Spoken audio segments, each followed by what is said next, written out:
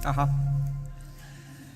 Jūsų vizitinė kortelė yra visiems gerai žinoma. Jūs galite nespausdinti jos ir nesinešioti tarpusavėje. Tai yra Šveiko citatos. Savalaikės, labai taiklios, aštrios. Aš prisipažinsiu, aš vaikystėje neskaičiau Šauniojo kareivio Šveiko. Nežinau, ar daug vaikų ir mūsų kartos jaunuolių neskaitė. Bet taip pat prisipažinsiu, kad prieš maždaug 4-5 metus nusipirkau Hašeko Šaunųjį kareiką Šveiką ir galiu prisipažinti, dėl ko tai padariau. Mane tos citatos labai taikliai panaudotos labai įkvėpė ir galvojau, kad gal man irgi pravers kažkada gyvenime. Tai šitoj situacijoje aš noriu paklausti, ar be Hašeko ir Šveiko buvo dar kažkas, kas padėjo formuotis jūsų asmenybei, formavo jūsų pasaulėžiūrą, turėjo jums įtakos? Ačiū. Tai aš vaikystėje irgi neskaičiau Šveiko.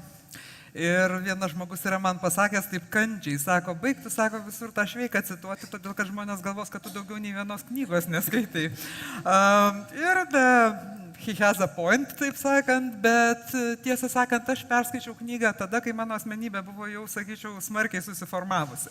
Kai aš bandžiau pirmą kartą skaityti knygą, man buvo 19 metų, aš buvau paauglė, moksleivė, aš perverčiau keletą puslapių ir galvojau, Dieve, kokia nesąmonė. Ir numečiau, nes visiškai nesupratau, kas čia juokinga. Ir kai aš perskaičiau iš tikrųjų tą knygą taip, kad užverčiau paskutinį puslapį ir galvojau, Dieve, kaip gaila, kad aš dabar niekada negalėsiu vėl paskaityti jos pirmą kartą, tai aš jau buvau vėlyvų kursų studentė, jau gal net dirbau.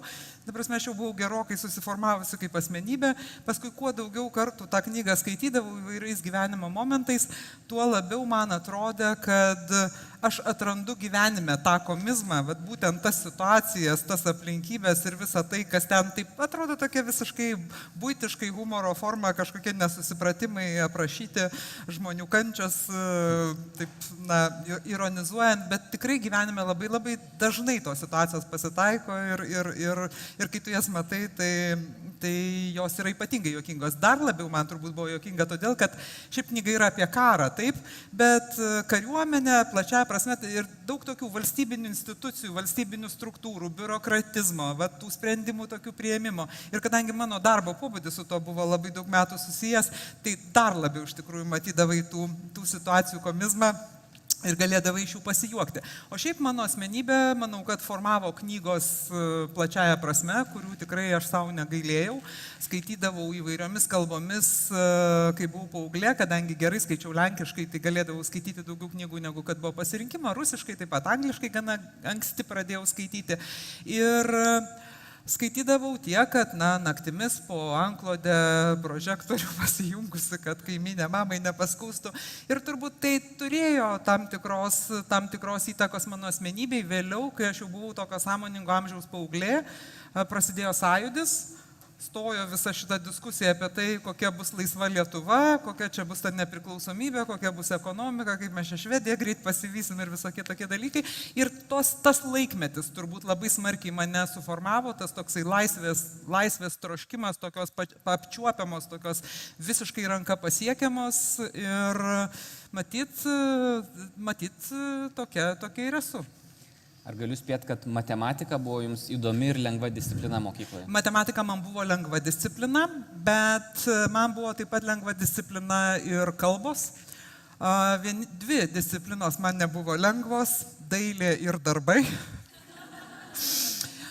Ir čia yra labai komiška vėlgi, kadangi yra manoma, kad tokie moteriškos, reiškia, moteris tikrai turi mokėti megzti, siūti, ten suvinėti, valgyti, daryti ir taip toliau ir panašiai.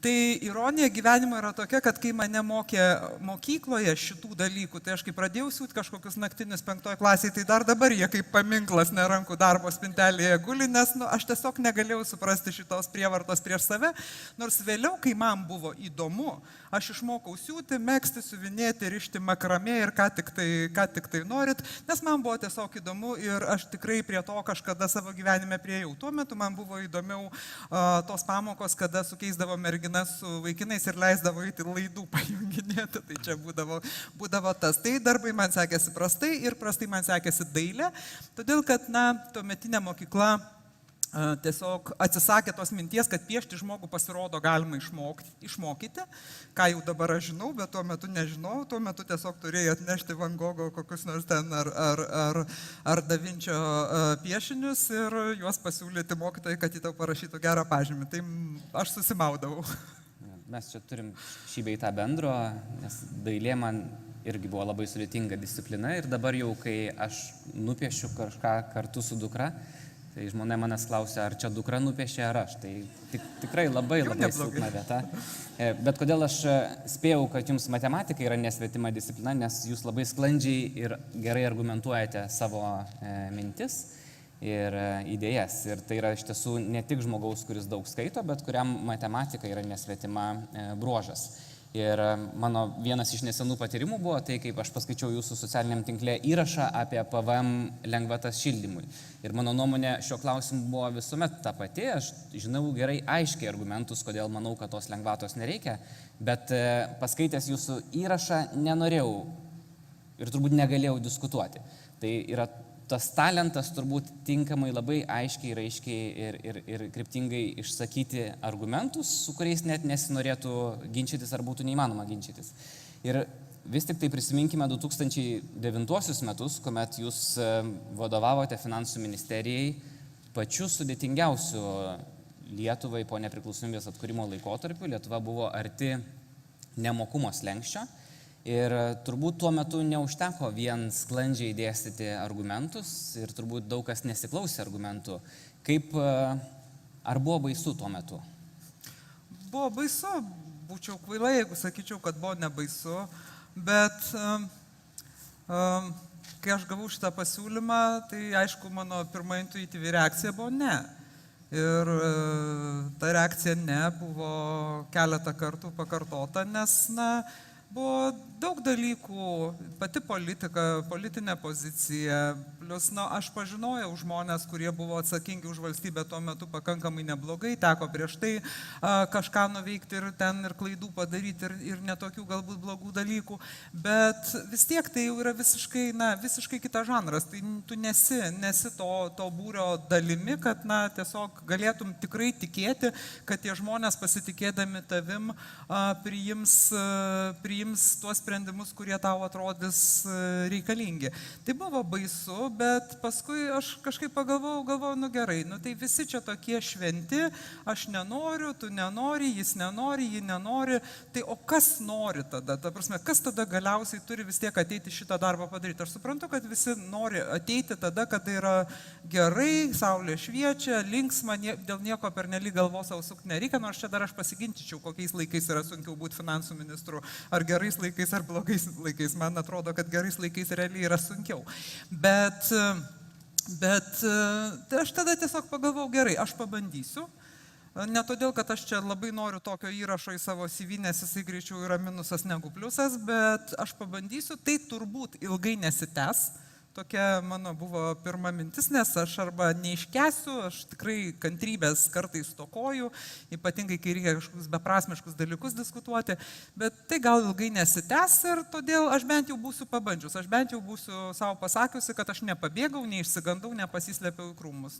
Pabandžiau ir taip išėjo, kad paskui man buvo jau aišku, kad turbūt mano kadencija pasibaigs su vyriausybės kadencija, nebent man pačiai kiltų kažkoks kitas sprendimas, todėl kad kai reikalai pradėjo taisytis, tai jau buvo aišku, kad nėra durnių ant šito darbo, nes visi palauks dabar, kol maždaug situacija išsitaisys iki kokio nors tokio apyšvario lauko ir tada panaudos mūsų pačių klaidas tam, kad tiesiog pateikti save kaip geresnė alternatyva, kas ir atsitiko. Ar buvo kažkoks žingsnis, kurį tikrai galvojate, kad tai buvo klaida ir būtų galima daryti kažką kitaip? Ką, pavyzdžiui, Šveikas pasakytų tiems, kurie sako, kad reikėjo eiti Latvijos keliu ir reikėjo skolintis iš Tarptautinio valiutos fondo? Čia toks mėgiamas dalykas. Šveikas pasakytų, kad ropė nesaldesnė už ridiką ir man atrodo šitą frazę čia labai gerai tinkama. Tiesiog aš intuityviai apie ją pagalvojau, nes realiai žmonės, kada lygina tas patirtis, tai jie mato tik kažkokius selektyvius dalykus. Na, pavyzdžiui, mato skolos aptarnavimo išlaidų eilutės skirtingas, bet jie nemato 2 krizių vyriausybinių, kurios buvo Latvijoje, jie nemato ir kitų dalykų, nemato 2011 metais papildomai didintų mokesčių ir mažintų išlaidų, kurių mes jau nedarėm. Ir tų pasiekmių ekonomikai, kad mūsų ekonomika pirma atsigavo, Latvijos ekonomika vėliau atsigavo, kur mes dabar esam, tai yra visiškai kita istorija. Ta prasme, dabartiniai skirtumai jau truputį kita istorija, bet tuo metu. Bet man pirmas klausimas, kuris yra, tai ar mes iš tikrųjų buvome tose pačiose sąlygose. Nes jeigu 2008 metais Lietuvai būtų reikėję uždaryti kokį nors didesnį banką, arba būtų reikėję refinansuoti kokią nors didesnę skolą, tai mes būtumėm atsiradę lygiai ten pat, kur ir Latvija atsirado, todėl kad jie atsirado valiutos fonde ne 2009 metais, o 2008 ir pagrindinė priežastis buvo tokia, kad žlugo antras didžiausias bankas ir niekam tuo metu, niekur tiksliau sakant, tokiems kaip mes nebuvo jokių pinigų. Štai ir viskas. Galima būtų priminti ir tai, kad TVF dėka didelė dalis Latvių dabar moka nekilnojamo turto mokestį. Tai nežinau, ar tie, kurie vis ragina belstis, ar sako, kad reikėjo belstis į TVF duris, norėtų tą daryti dabar. Bet jūsų karjera labai įdomiai vystėsi finansų ministerijoje, vadovavimas, toliau sekantis žingsnis antros labai svarbios valstybinės institucijos valdyba, Lietuvos bankas. Ir toliau trečias žingsnis Seimas. Seimo narė. Tai ar galiu sakyti, kad jūs iš savo srities profesionalės, technokratės tampate politikė? Ar tai nebūtų teisingas įvardymas tos technologijos? Ne, aš nemanau, kad taip yra teisinga sakyti, arba mes turim susitarti, kas yra politikas. Man atrodo, politikas yra bet kas visuomeniai bando išaiškinti kažkokias savo vertybės ir savo požiūrį į dalykus. Todėl aš dažnu atveju sakyčiau, kad ir jūs esate politikas ir kolegos, kiti analitikai, kurie ne tik analizuoja gyvenimą ir sako tai, ką mes vadiname ekonomikoje pozityvę analizę, taip, kad tą padarius bus va šitai, bet nevertinant, ar tai yra pageidautina, ar tai yra visuomenės požiūrį teisinga, neteisinga, ta prasme, tas, kas nesivelia į teisingumo ir kitus normatyvinius vertinimus, tai čia yra jau toks visiškai profesionalo mokslininko darbas. Ar tas mokslininkas gali būti mokslo institucijoje, gali būti privačioje institucijoje, gali būti lygiai taip pat ir valstybės institucijoje. Bet kai mes pradedame kalbėti apie tai, kad kažkaip turėtų būti mūsų nuomonė dėl to, kad gyvenimas būtų, kitoks, siekiant kažkokių tikslų, kurių visuomenė siekia, tai tuomet mes visi esam truputį politikai. Ir ką aš bandau suderinti šitus dalykus. Ta prasme, man atrodo, yra žymiai geriau žmogus su kažkokiu profesiniu pasirengimu politikoje, negu politikas be jokio profesinio pasirengimo. Nekokių tikrai turim gaila, bet per daug. Iš tiesų, sunku nesutikti. Bet vėlgi, jūsų ta patirtis įvairiose svarbiose valstybinėse institucijose verčia mane užduoti klausimą, kaip tose institucijose, tiek ministerijoje, tiek galbūt Lietuvos banke, tiek Seime žiūri vyrai į moterį. Jūs buvote berods pirmoji Lietuvos banko valdybos narė. Ne pirmoji, prieš mane buvo Ramunė Zabulėnienė, gal 9 metus. Bet tada antroji. Na, taip. Kažkada, kai buvo valdyba labai didelė, tai man atrodo, ten tų moterų būdavo gerokai. Nepanašu labai į balansą, ar ne? Jeigu mes žiūrėtumėm ministerijose, Seimo narių kiek yra, tai šiuo aspektu nėra labai subalansuotos nei valstybinės institucijos, nei Seimas. O kaip su požiūriu? Ar požiūris yra subalansuotas, ar prasiveržia? Gal nelendant į tos kraštutinius čia Pūko atvejus? Į Pūką jau tikrai nelyskim, nes man jau apkaltos komisijos užteko per akis, nors vakar Seimas balsuodamas požiūrį į moteris vis dėlto manau, kad parodė ir manau, kad tai yra svarbu, bet atsiribojant nuo tokių ribinių atvejų, kada jau mes kalbam apie kažkokius seksualinius priekabiavimus ir žeminimus žmonių, bet kada kalbame tiesiog apie konkurenciją, taip, tarp vyrų ir moterų, kurie kažką sugeba. Visokių patirčių man yra tekę turėti, tikrai buvo žmonių, viena tokia frazė, kurią man dažnai sakydavo paprastai vyrai, yra, o tu visai protinga. Tai kaip į tokį dalyką galima reaguoti? Tai galima reaguoti iš dviejų pusių. Viena vertus pasidžiaugti, kad esi protinga, kita vertus tai turbūt paliūdėti, nes jis taip nemanė, kad aš galiu tai padaryti. Tai to tekę gyvenime patirti, neslėpsiu, bet kas mane daug labiau iš tikrųjų pritrenkdavo visada per mano darbo karjerą, juk vis tiek teko ir vadovauti, ir gana dideliem kolektyvam, kad aš susidūriau, kad pačios moteris į kitas moteris labai dažnai, arba bent jau dažnai, sakykime, nesakysiu to žodžio labai, bet vis tiek dažnai žvelgia pakankamai skeptiškai ir pakankamai skeptiškai žvelgia pačios į save. Ir ta baimė susimauti, imtis kažkokių, sakykime, aukštesnių pareigų, imtis kažkokios didesnės atsakomybės, ne vieną moterį taipogi esu gyvenime sutikusi, kuri man pasakytų, o gal gali kokį vyrą paskirti. Net kad Petrą, Joną, kad jis yra geresnis, tiesiog konkretus žmogus, kur galima tada ginčytis ir galima diskutuoti, ne tiesiog vyrą kokį nors ir ne todėl, kad jai tas vyras patinka kaip vyras, bet todėl, kad tas stereotipas, tas kaip mamos daugelį iš mūsų auklėjo būk kaip mergaitė, jis yra vis dar visuomenėje pakankamai gajus ir tas nepasitikėjimas yra ir viduje ir dar kartais tą nepasitikėjimą demonstruoja ir žmonės išorėje, kurie taip pat, prisideda prie to nepasitikėjimo viduje, jį sustiprindami. Aš manau, kad iškalbingas yra tas faktas, kad su jumis nesiginčia ir nenori ginčytis joks ekonominį išsilavinimą turintis žmogus, bet neretai mėgsta jūs pamokyti ekonominio išsilavinimo neturintis žmogus, ar ne? Normalu. Ir taip griežtai paauklėti. Tai tikrai nesuklysiu, manydamas ir teigdamas, kad jūs esate autoritetas visiems arba daugeliu ekonomistų, tiek matomų, tiek nematomų viešoje erdvėje. Ir manau, aišku, tai yra labai džiugu, kad jūs esate ir moteris, galinti parodyti, kad galite lengvai karjeros kelią vesti nuo eilinių pareigų finansų ministerijoje į įvairias institucijas, kurios galiausiai, nenoriu sakyti, baigėsi Seime, nes turbūt kažkas dar bus ateityje toliau. Nes kai baigėsi Seime, skamba taip... Skamba kaip Petras Gražulis. Jo, tikrai. Liūdnokai. Bet vis tiek kaip jūs valdėte tas situacijas, kuomet karjeroje atsidurdavo tokioje situacijoje, aš nenorėdamas nieko čia pažeminti ar sumenkinti, bet būdavo tokioje situacijoje, kuomet jūsų vadovas prasčiau suprato reikalo esmenį jūs ir nenorėjo jūsų girdėti. Ar suvaldydavo tokias situacijas ir kaip jausdavotės tokioje situacijoje?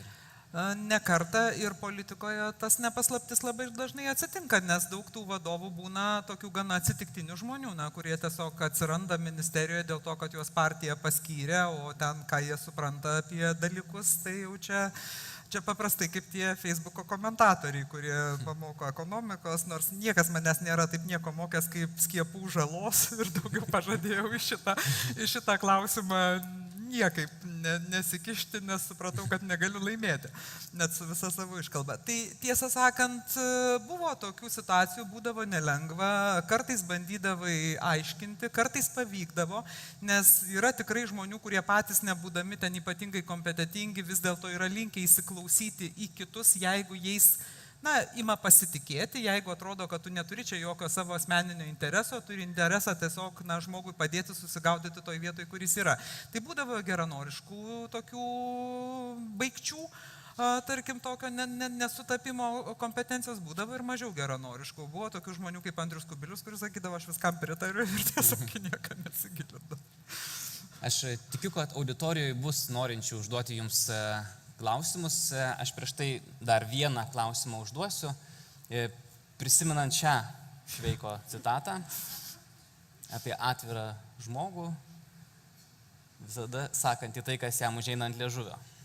Jis retai gauna į snukį. Kaip jūs įsivaizduojate savo ateities karjerą? Net ausinė nulėkė iš susijaudinimo.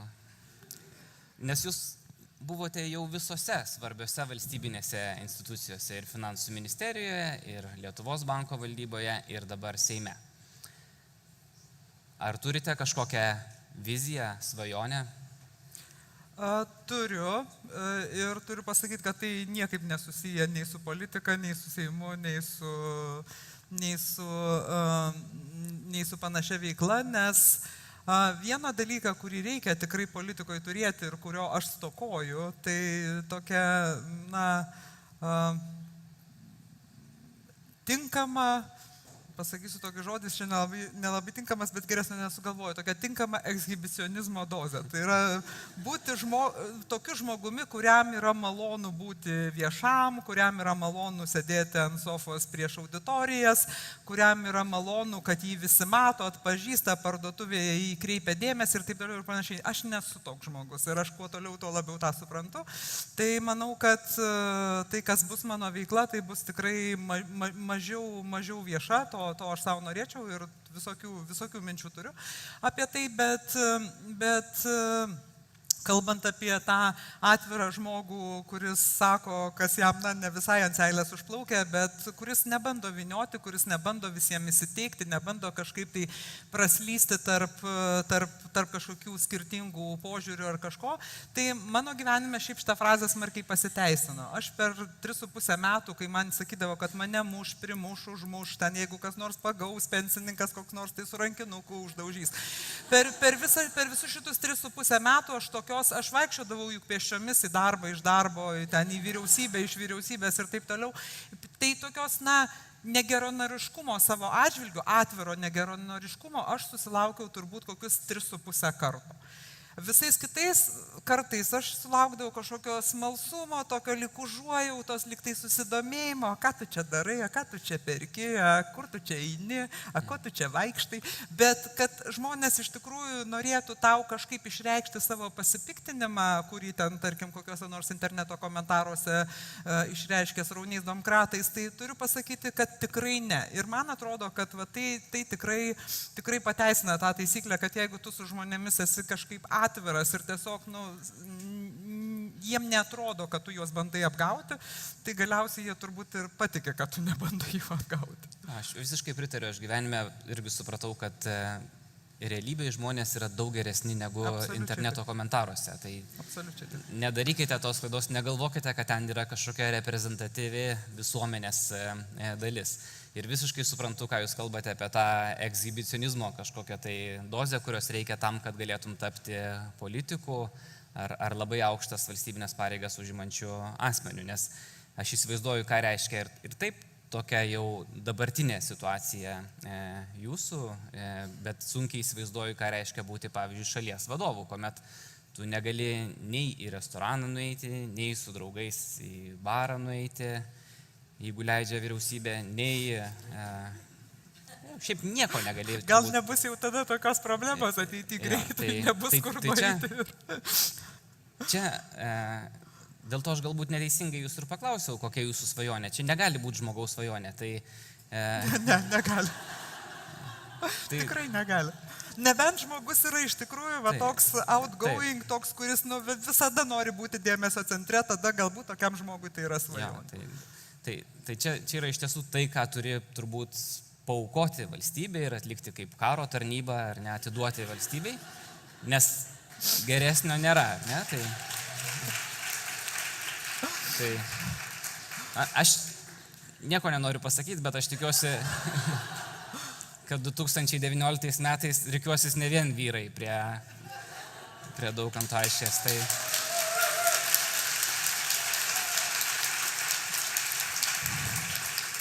Aš irgi tikiuosi, kad mes rasim tinkamų moterų.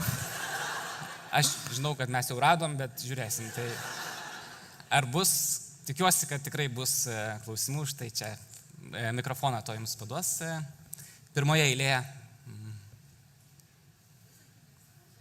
Tai mes viską girdim. Tik žmonės negirdi.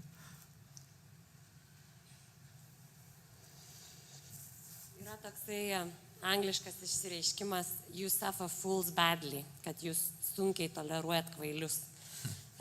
Kaip jums sekas, nes politikoje iš tikrųjų tokio pobūdžio tolerancijos reikia daug, bet jūs politikoje labai ilgai išsilaikot nesitaikstydama su kvailiais. Tai kur jūsų paslaptis? Čia yra mitas iš tikrųjų, kad reikia labai daug tolerancijos.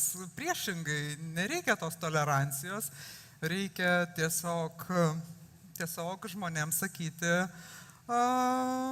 kaip tau atrodo, nereikia žmonių įžeidinėti, nors esu vieną Seimo narį kartą įžeidus, kai jis manęs klausia, kada pasibaigs krizė. Ir aš jam sakau, ekonominė krizė jau beveik pasibaigė, finansų greit pasibaigs, o smegenų krizė kada pasibaigs, tai aš nežinau. Ir tas žmogus pagalvojo, tada tai pažiūrėjo mane ir sako, ką jūs turite omeny. Aš garbės žodis neturėjau jo omeny, bet jam turbūt kažkuriame etape tai pasirodė. Tai ne, manau, kad kai tu turi ką pasakyti konkrečių klausimų, tai tada tos diskusijos su žmonėmis, kurie gali tau pasakyti 3 puslapius Keinso ir ten kokį nors nuplėštą gabaliuką Hayeko, viską sukrauta į krūvą, perištą raudonų kaspinų ir vadinti tai kažkokia ekonominė mintimi, tai tiesiog nesuki savo dėl to galvos ir žmonės atsirenka. Žmonės turbūt vis tiek atsirenka, kas... Aš niekada nesakau, kad aš žinau atsakymus į visus klausimus. Aš nepažįstu žmonių, kurie turi atsakymus į visus ekonominius klausimus, nes dauguma klausimų vis tiek galiausiai tai yra visuomenės pasirinkimas ir susitarimas. Taip ir aš negaliu už visus susitarti. Bet aš galiu turėti nuomonę, galiu siūlyti kažkokius sprendimus, galiu diskutuoti, jeigu žmonės kiti diskutuoja tą patį dalyką, o ne ten kaip padaryti taip, kad visiems visko būtų ir niekam nieko už tai nebūtų. Ir manau, kad čia, aš neturiu jokių specialių pastangų, kaip žmonės kartais galvoja, kad Šimonytė pasiėmė haubicą ar ten granatsvaidį ir išėjo durnių mušti. Ne, aš visiškai taip į savo veiklą nežiūriu. Ar dar bus klausimų? Turim laiko vienam klausimui. Matau, kažkas pakėlė ranką.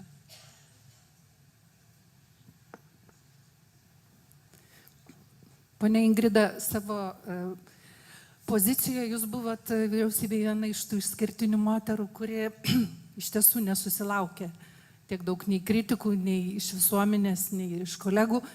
Ir jūs buvo tais laikais, kai sklandė toks anekdotas, kad Lietuvą valdo 3 blondinės ir tankistė.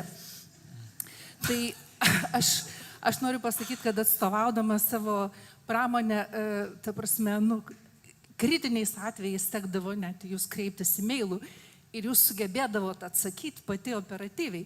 Tai aš noriu jūsų paklausti, kas jum padėjo, kaip jūs sugebėjot atsirinkti, kas yra svarbu ir kas netaip svarbu. Ir antroji dalis, iš tiesų tie visi klausimai, ta visa žmonių energetika dažnai nuvampiruoja. Tai iš kur jūs pasikrauna tos energijos? Tai kad jaustis gerai ir kad turėt galimybę eiti pirmin. Ačiū už klausimą. Nežinau, aš kažkaip esu tas iš savęs pasikraunantis žmogus, man tikrai nereikia kažkokių ypatingų praktikų ar veiklų ar kažko, kad aš pasikraučiau. Kartais aš pasikraunu, kas nėra labai gerai, iš piktumo. Tikrai būna tokių atvejų, kai jau jaučiu savyje, kad tai yra tokia agresija, kuri mane dar labiau skatina kažkaip paimti ir padaryti, tai aš stengiuosi su šituo tvarkytis ir dorotis, nes tikrai manau, kad agresijos mūsų gyvenime ir taip yra per daug. O dabar grįžtant prie to atsirinkimo, aš nežinau, tiesiog man turbūt yra duota kažkokia gamtos dovana pakankamai greitai vertinti informaciją ir nuspręsti, čia man užtruks daug laiko, nedaug laiko, čia reikia ilgai kapstytis, čia reikia kitus žmonės į tai įtraukti, ar aš čia pati galiu greitai padaryti. Ir jeigu kažkas į mane kreipiasi, aš visada galvoju, kad tai yra svarbu. Aišku, išskyrus tos atvejus, kai kas nors ten man parašo, tu arkliaveidę kasininkė durnė, kada tu nudvėsi. Tokių dalykų, atsiprašau, čia, taip sakant, tiesiog autentiška citata, tokių dalykų irgi pasitaiko, tai nesvarbu ir funkcija delete. Bet jeigu žmonės rašo tau apie problemas, tu visada pagalvoji apie tai, kaip tu jaustumės jų vietoj. Tu supranti, kad tai yra tikra problema ir kad reikia tiesiog pasistengti bent jau parodyti žmogui, kad tu tikrai tą matai. O grįžtant prie to laikmečio 3 blondinių ir tankistės, Tai tikrai, kiek vat vakaruose man tekdavo lankytis, ar investuotojams pristatyti Lietuvą, ar kažkokiuose diskusijose, tarptautiniuose formatuose, tai, kad Lietuvoje buvo 2 moteris ministrės, bet viena finansų, kita krašto apsaugos, tai tikrai darydavo paprastai labai didelį įspūdį. Nes, na, moteris socialinės apsaugos, švietimo, ten sveikatos ministrė gana įprastas dalykas, o čia buvo 2 pačios tokios, taip sakant, nemoteriškiausias ir manau, kad netai blogai susitvarkėm. Aš dažnai mačiau viešoje erdvėje, kaip jūs netiesiogiai kreipėtės į kritikus, politikus, kurie nesuprato, kas vyko 2009-2010 vėliau. Ir beveik niekada nepastebėjau, kad ten būtų kažkoks įžeidimas ar tiesioginis kaltinimas, kad jūs nesuprantat, kas vyksta. Tai būdavo argumentai. Ir aš čia šitoje situacijoje prisiminiau diplomatijos apibrėžimą.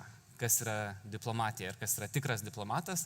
Tai yra žmogus, kuris gali ką nors, kur nors pasiųsti ir tas žmogus nesupratęs, kas įvyka, ten nueina. Tai čia, manau, jūs esate tikrai diplomatiška. Tai čia prisiminsiu dar Šveiką trumpam, nors mūsų laikas jau baigėsi. Šveikas diskutavo su savo kolega ir sakė, jeigu žmogų pavadini kiaunė, tai ar jis gali dėl to įsižeisti? Tai va, jeigu tu žmogų pavadini kažkuo, dėl ko jis negali įsižeisti, tai manau jau yra neblogai.